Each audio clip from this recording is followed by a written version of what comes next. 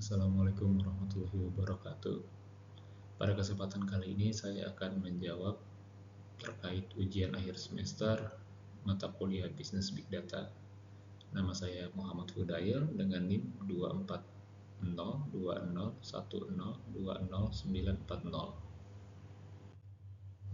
Soal yang pertama, tahapan-tahapan pengolahan Big Data dalam dunia bisnis sebagai suatu upaya untuk meningkatkan kinerja perusahaan.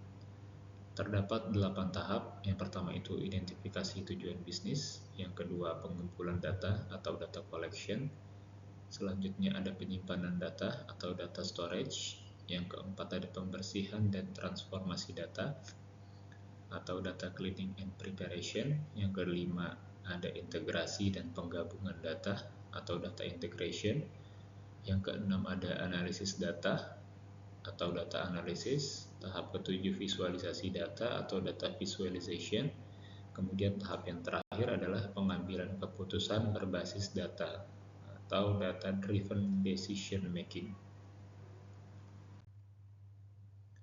Nah, untuk penjelasannya sebagai berikut. Tahap pertama, identifikasi tujuan bisnis. Sebelum mengolah data, perusahaan harus terlebih dahulu memahami tujuan bisnisnya. Apakah ingin meningkatkan penjualan, mengurangi biaya operasional, atau memperbaiki layanan pelanggan, dan sebagainya. Yang kedua itu tahap pengumpulan data. Mengumpulkan data dari berbagai sumber internal dan eksternal, seperti transaksi pelanggan, data media sosial, data Internet of Things, kemudian data website analytics, dan data dari mitra atau pihak ketiga. Tahap ketiga, penyimpanan data. Data yang sudah dikumpulkan harus disimpan dalam sistem penyimpanan yang sesuai, seperti data warehouse untuk data terstruktur, data lake untuk data tidak terstruktur, dan juga cloud storage. Tahap keempat, pembersihan dan transformasi data. Data mentah seringkali tidak siap untuk dianalisis, maka perlu dilakukan menghapus duplikasi, mengisi nilai yang hilang, mengubah format, dan normalisasi atau standarisasi data. Yang kelima yaitu tahap integrasi dan penggabungan data. Menyatukan data dari berbagai sumber menjadi satu kesatuan agar bisa dianalisis secara holistik. Contohnya, menggabungkan data penjualan dari toko fisik dengan data dari toko online.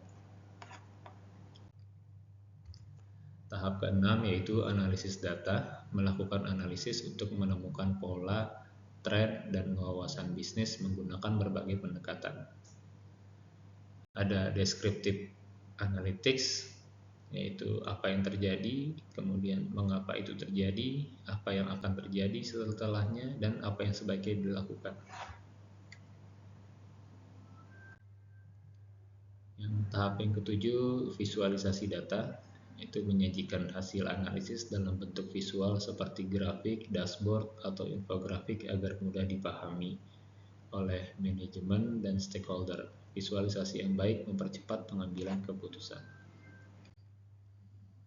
Tahap yang terakhir yaitu pengambilan keputusan berbasis data. Hasil analisis digunakan untuk membuat keputusan yang lebih tepat, cepat, dan efisien. Misalnya menyesuaikan strategi pemasaran, menentukan lokasi toko yang baru, atau mengoptimalkan rantai pasok. Keputusan yang didukung data cenderung lebih akurat dibanding berdasarkan intuisi semata. Ada juga implementasi dan monitoring. Setelah keputusan dibuat dan dijalankan, perusahaan harus memonitor dampaknya, mengevaluasi hasilnya, menyesuaikan strategi bila perlu. Tahap ke-10 adalah keamanan dan etika data, yaitu menjaga kerahasiaan dan keamanan data konsumen, serta memastikan bahwa data digunakan secara etis dan sesuai regulasi. Soal yang kedua yaitu tahapan output pengolahan big data menjadi support system atau strategi formulation. Nah, di sini ada data insight generation dan selanjutnya kita langsung masuk aja ya. Tahap yang pertama itu ada data insight generation. Setelah data dianalisis, tahap pertama output adalah menghasilkan wawasan atau insight dari data.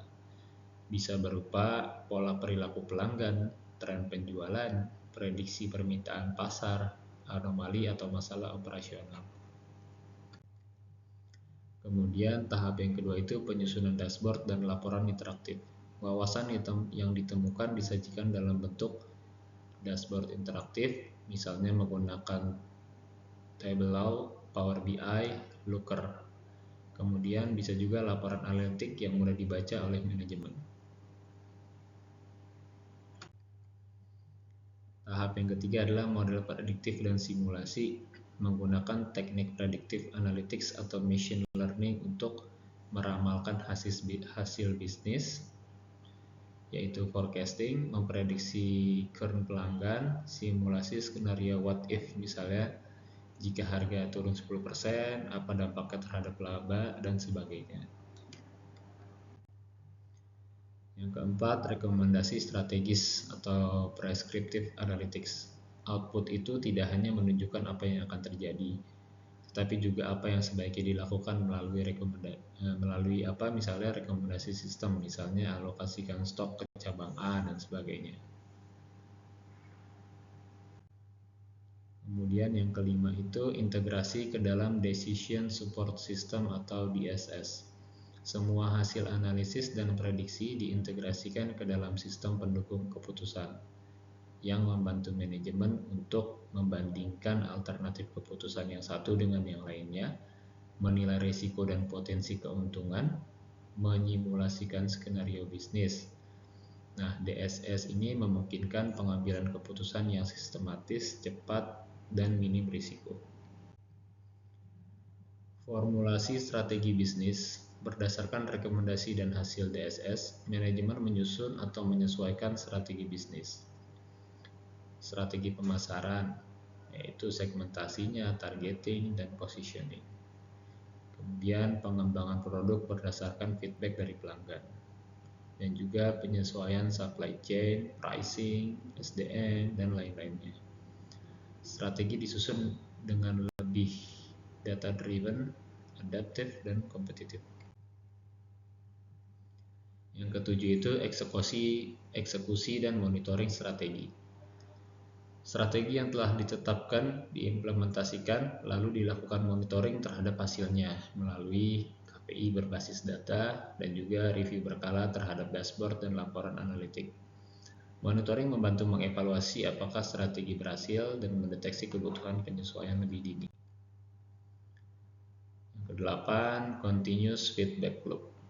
Dari hasil pelaksanaan strategi dikumpulkan kembali untuk meningkatkan model prediksi dan menyempurnakan rekomendasi di masa depan. Ini menciptakan siklus pengambilan keputusan yang terus diperbaiki berdasarkan data nyata atau real world feedback. Nah, soal yang ketiga, keterkaitan digital transformation dengan big data serta manfaat yang diperoleh perusahaan dengan integrasi keduanya. Untuk keterkaitannya itu ada 4. Yang pertama itu digital transformation sebagai enabler pengumpulan big data. Kemudian yang kedua, big data sebagai fondasi keputusan dalam digital transformation. Kemudian yang ketiga, digital systems memungkinkan real-time data collection and analysis. Kemudian yang keempat, big data meningkatkan nilai dari investasi digital. Untuk manfaatnya itu ada 6, diantaranya peningkatan pengambilan keputusan tentunya, kemudian pengalaman pelanggan yang lebih personal dan relevan, kemudian efisiensi operasional, kemudian inovasi produk dan layanan, kemudian keunggulan kompetitif dan akselerasi pertumbuhan, dan yang terakhir itu ada peningkatan agility dan ketahanan. Nah, soal yang keempat, berikan contoh visualisasi data dan jelaskan. Di sini saya ada data dari Badan Pusat Statistik dengan judul Perkembangan Ekspor dan Impor Indonesia di masa April 2025. Seperti yang bisa disaksikan pada file presentasi berikut. Penjelasannya adalah yang pertama, pertumbuhan ekspor Indonesia. Ekspor di bulan April 2025 tercatat sebesar 20.743,8 juta, mengalami kenaikan 5,76% dibandingkan dengan bulan sebelumnya.